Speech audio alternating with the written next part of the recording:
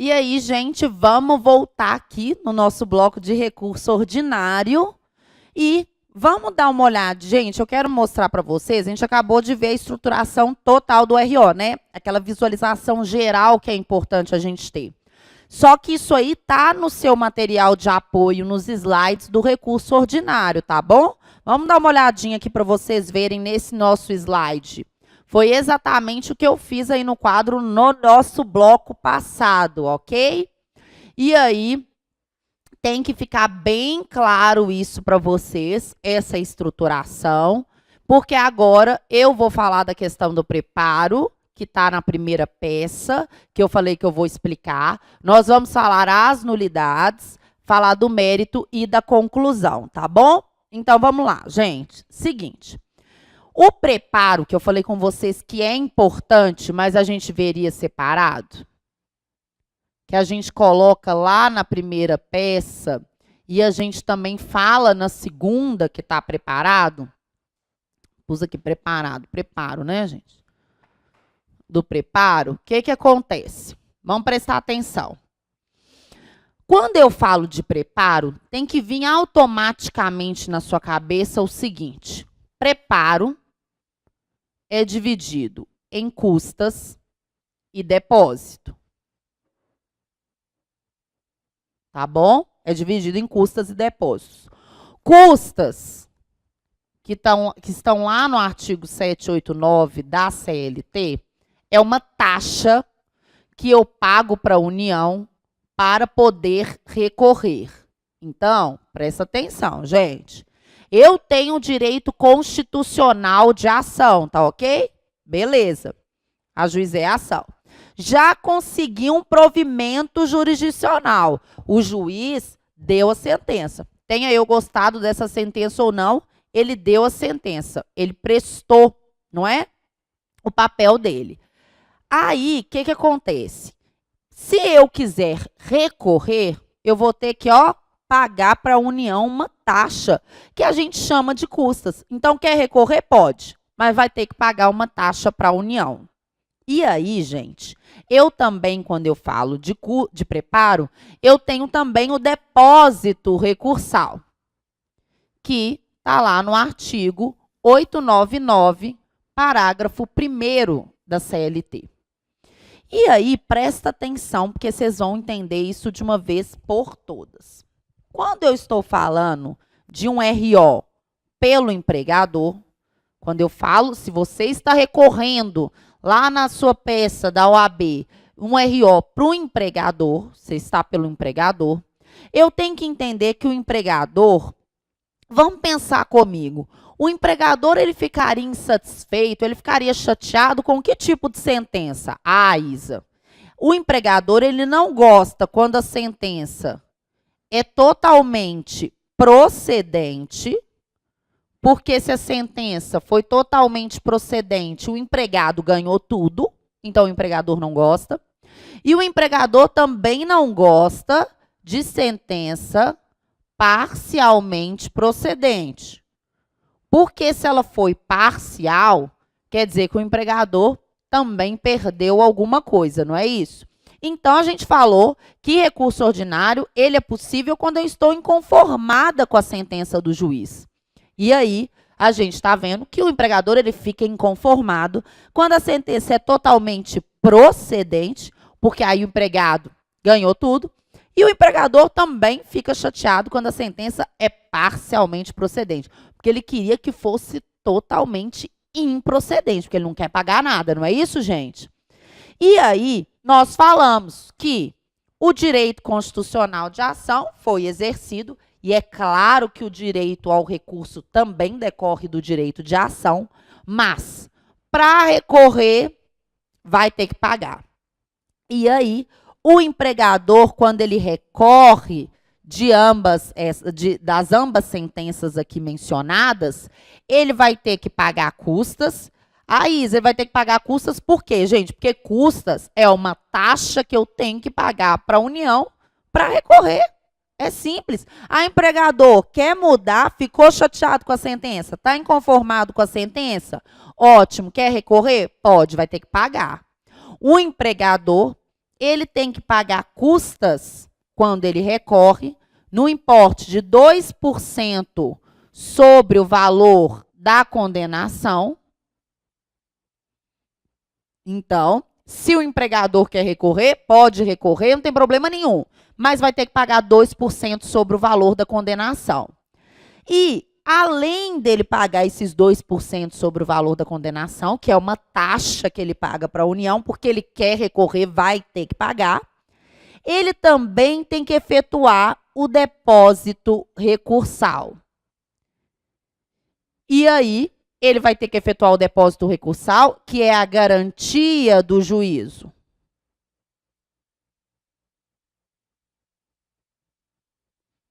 Gente, eu vou explicar daqui a pouquinho mais sobre esse depósito recursal, mas vamos entendendo aos poucos. Empregador na sentença totalmente procedente ou parcialmente procedente pode recorrer? Pode. Fica à vontade, empregador, mas se quer recorrer, vai ter que pagar.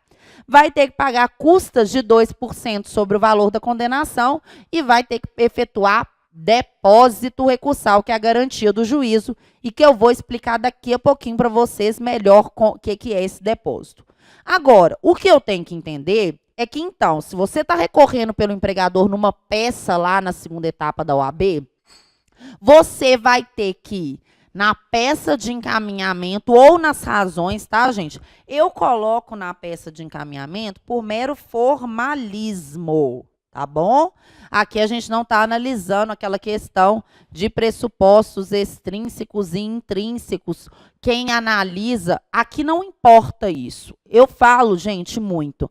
A questão da peça, a gente tem que simplificar ela o máximo possível. Eu quero que vocês tirem total na peça. Meus alunos tiram total na peça. Então, não vou ficar entrando aqui em questões que vai confundir a cabeça de vocês.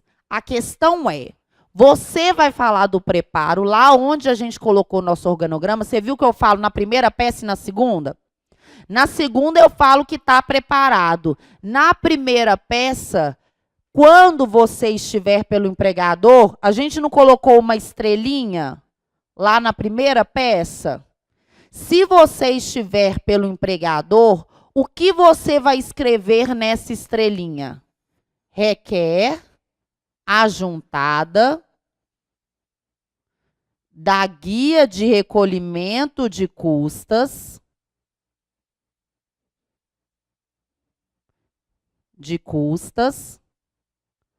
bem como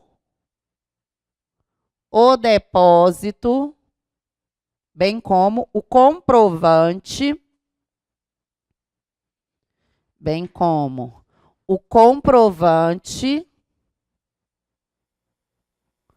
do depósito recursal.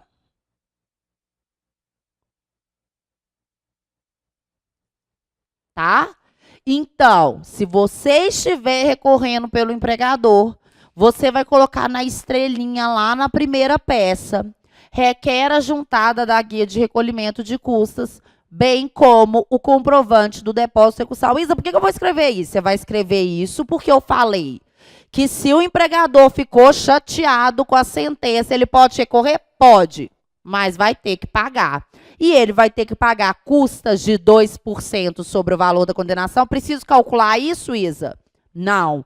E ele vai ter que efetuar o depósito recursal. Então, se eu falei que para ele recorrer ele tem que fazer isso, você vai colocar na estrelinha que eu coloquei lá no nosso organograma, no lugar do preparo, você vai escrever requer a juntada da guia de recolhimento de custas, bem como comprovante do depósito recursal.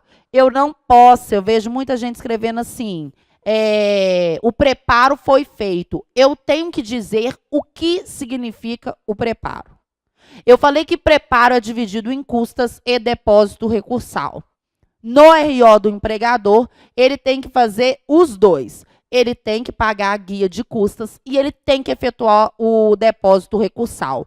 Então, se você está recorrendo pelo empregador, se o empregador ficou chateado com a sentença, você vai escrever na sua peça essa frase. Requer a juntada da guia de recolhimento de custas, bem como comprovante do depósito recursal, e vai colocar a fundamentação legal, que é o artigo 789 inciso 1 da CLT. Tá ok, gente? Tá tranquilo do empregador? Beleza? Agora, eu vou explicar aqui para vocês, para ficar bem claro, vou apagar aqui, essa questão do depósito. E a questão do depósito, gente, eu só vou explicar para aproveitar o gancho. Porque para fazer a peça, você nem precisa saber o que é depósito, não, tá bom? Porque o que você precisa saber para a peça é o que eu acabei de falar. Se você estiver recorrendo pelo empregador, você vai colocar a frase que eu acabei de ensinar para vocês na peça de encaminhamento, onde que está lá o preparo, você vai escrever o que eu falei. Tá claro isso? Eu vou explicar para você entender, para ficar mais fácil, porque quando a gente entende, a gente não precisa decorar, tá ok? Então, olha, o negócio é o seguinte, eu já falei com vocês que custas é uma taxa que tem que ser paga pela União. Beleza.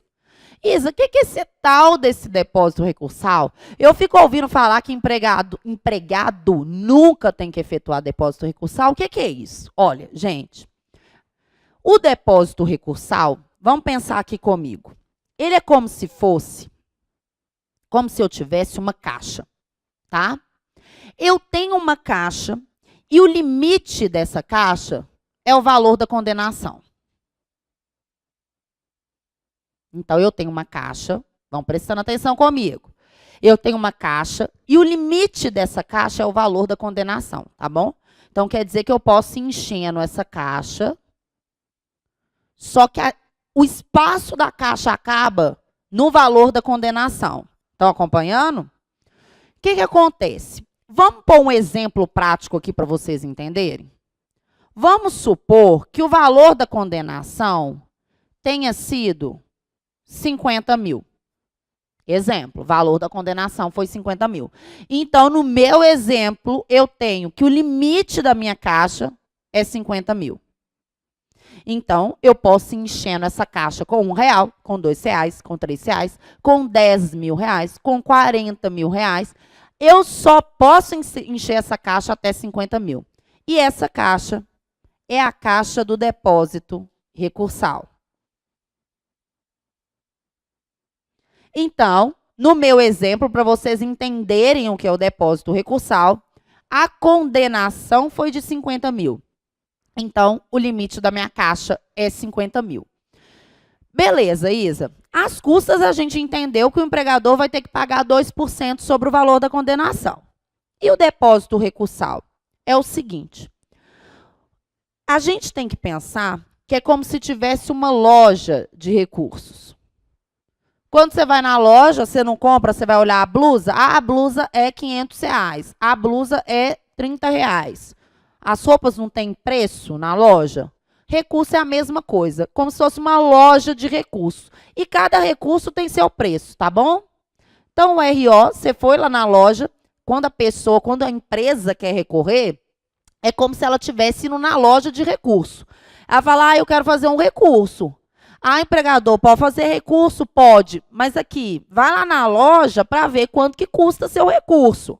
Porque o RO tem um valor, o recurso de revista tem um valor, o embargos ao TST tem um valor, tá bom?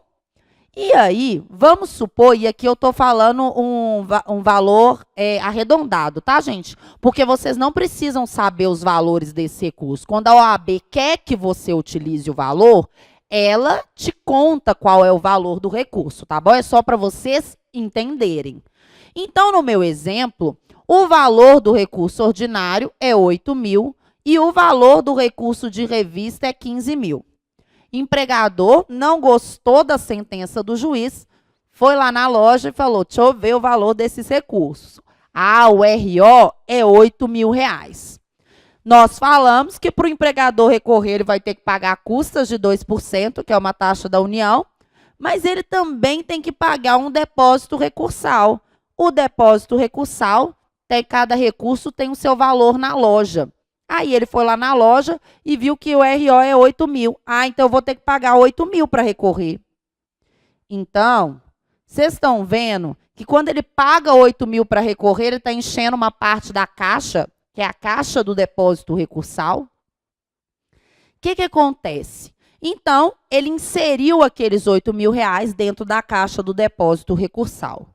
Gente, o depósito recursal é a garantia do juízo. É como se o judiciário estivesse falando assim, olha, empregador, você quer recorrer? Beleza.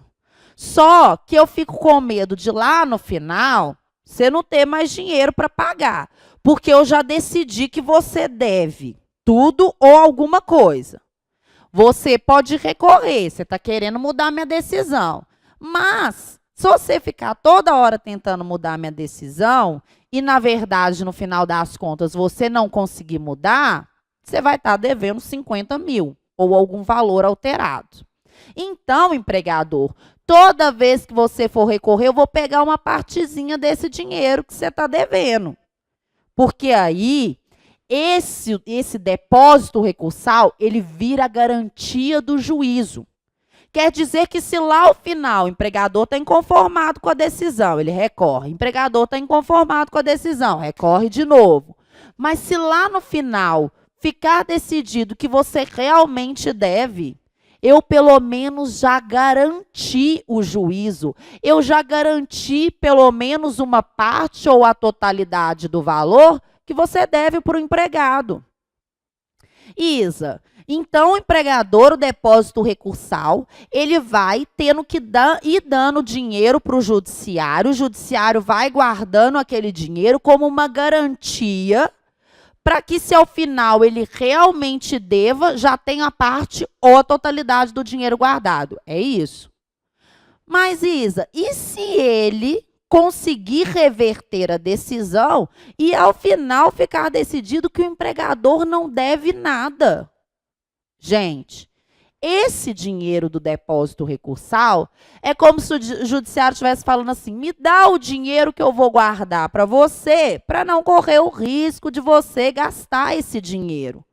Mas se ao final ficar decidido que você, empresa, não deve, eu te devolvo esse dinheiro. O depósito recursal, ele é isso, ele é a garantia do juízo. Toda vez que o empregador quiser recorrer, e é por isso que depósito recursal só é efetuado pelo empregador. Depósito recursal, ele nunca é feito pelo empregado. E é óbvio, porque o depósito é uma garantia do valor que é devido para o empregado. Imagina eu, empregado, tendo que garantir o que é devido para mim. Não tem lógica. Quem deve é o empregador. Então, o judiciário vai falando, me dá esse dinheiro aqui que eu vou guardar para você. Você pode recorrer quantas vezes você quiser. Mas toda vez que você recorrer, eu vou pegar um pouquinho do dinheiro que você deve ou a totalidade para garantir que o empregado ao final receba. Mas se no final ficar provado que a empresa não deve nada, não se preocupa, empresa, que eu vou devolver o seu dinheiro. Era só uma garantia de que você teria o dinheiro para pagar ao final. Então, gente, olha para vocês entenderem. No RO, ele foi na loja do RO e colocou 8 mil dentro da caixa. Veio outra decisão do TRT e o empregador, de novo, não gostou da sentença, mas nesse caso houve violação de súmula, por exemplo. Ele vai poder interpor o recurso de revista, que nós vamos aprender. Ele vai poder interpor o recurso de revista. Ah, pode interpor o recurso de revista? Pode, mas vai lá na loja, empregador, vai lá olhar quanto custa o recurso de revista. 15 mil, no meu exemplo. 15 mil, você deve 50. Quer fazer outro recurso? Pode fazer, mas você vai ter que encher mais um pouquinho da minha caixa. Você já tinha colocado 8 mil, que era o valor do recurso ordinário. Agora você vai colocar mais 15 mil. Ou seja, aqui eu estou com 23 mil já dentro da minha caixa. Mas o empregador foi condenado a 50. Lembrando que a caixa do depósito recursal, o limite dela é o valor da condenação. Então, enquanto o empregador quiser recorrer, pode recorrer. Mas ele vai ter que ir na loja de recurso, olhar qual que é o valor daquele recurso, pagar por ele até que ele encha a caixa.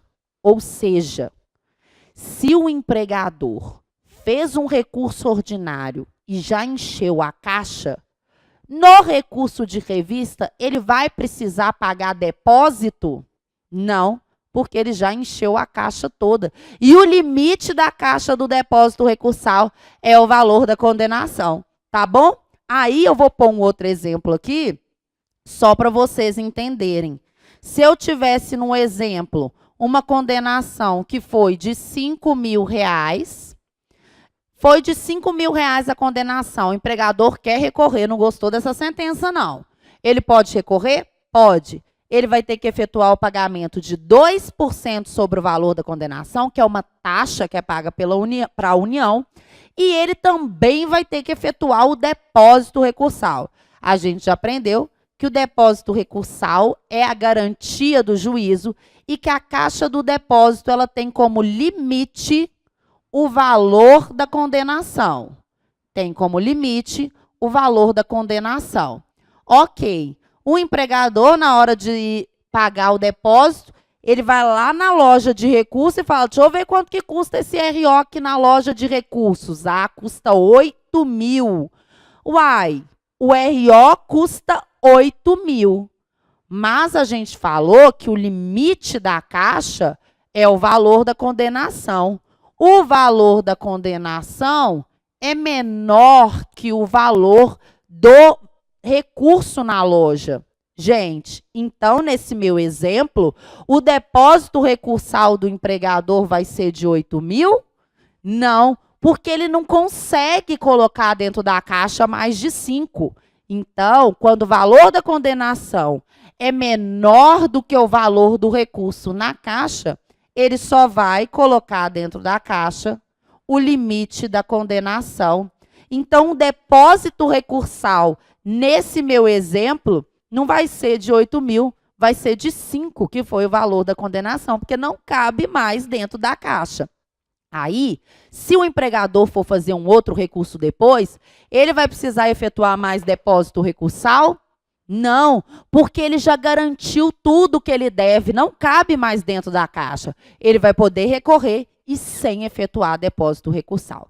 Ficou claro isso para vocês? Mas, na peça, você não vai precisar fazer esse cálculo. Eu quis explicar para que você entendesse. No RO, pelo empregador, no local do preparo, você vai colocar requer a juntada da guia de recolhimento de custas, bem como o comprovante do depósito recursal. Por quê?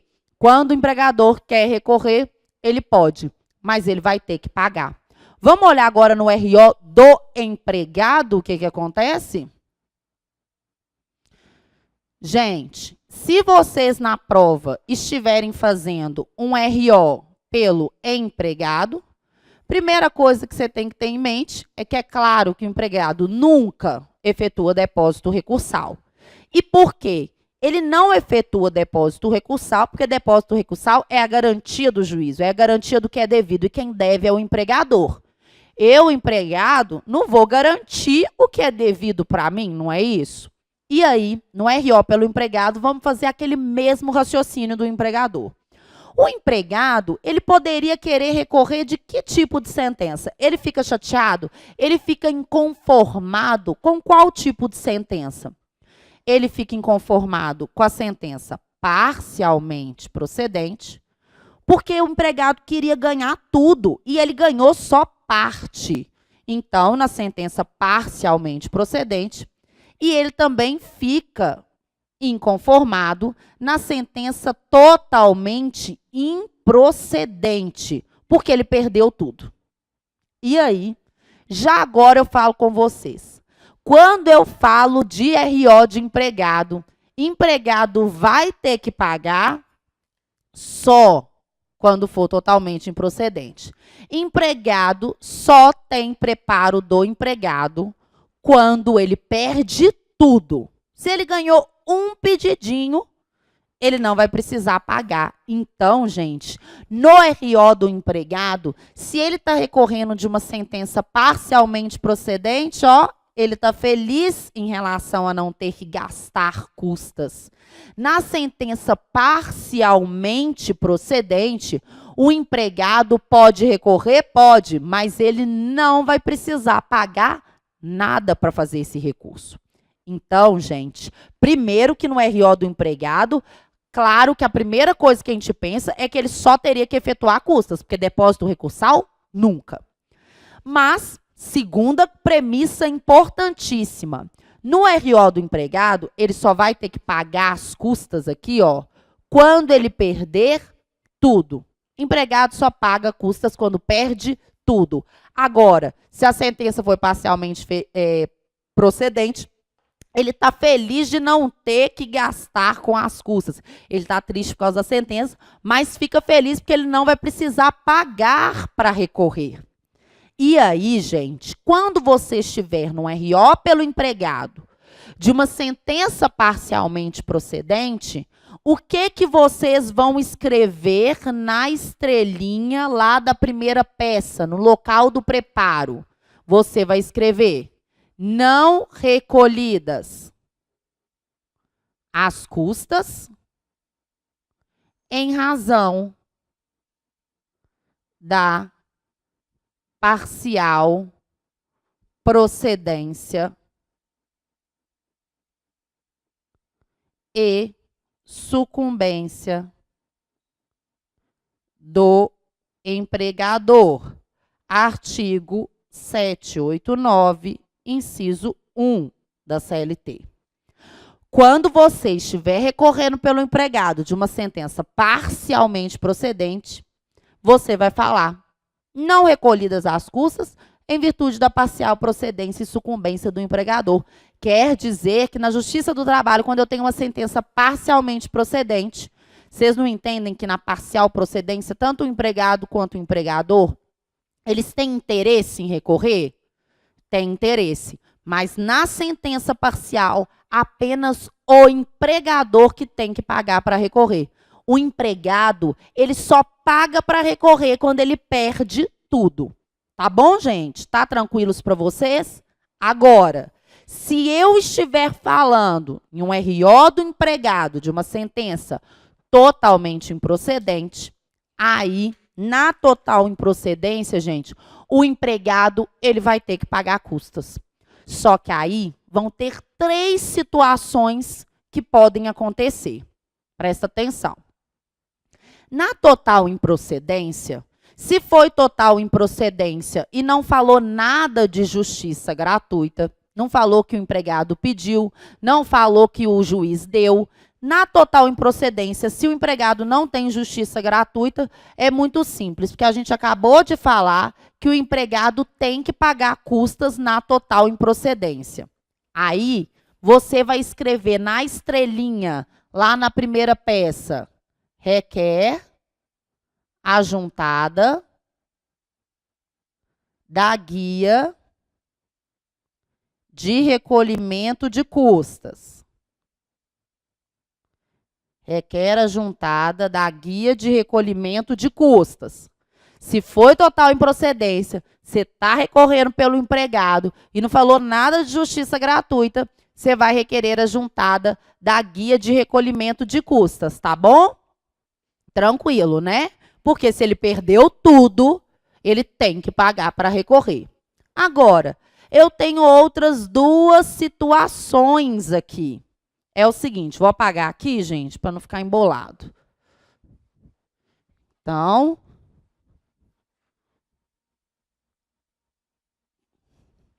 deixa eu pôr aqui, que aí não embola. Então, gente, na total improcedência pelo empregado,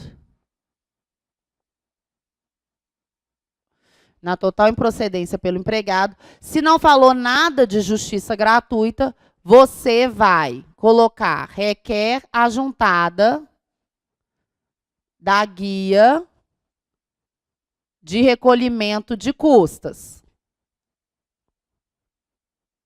Porque se o empregado perdeu tudo, ele tem que pagar. E as custas pelo empregado na total improcedência é de 2% sobre o valor da causa.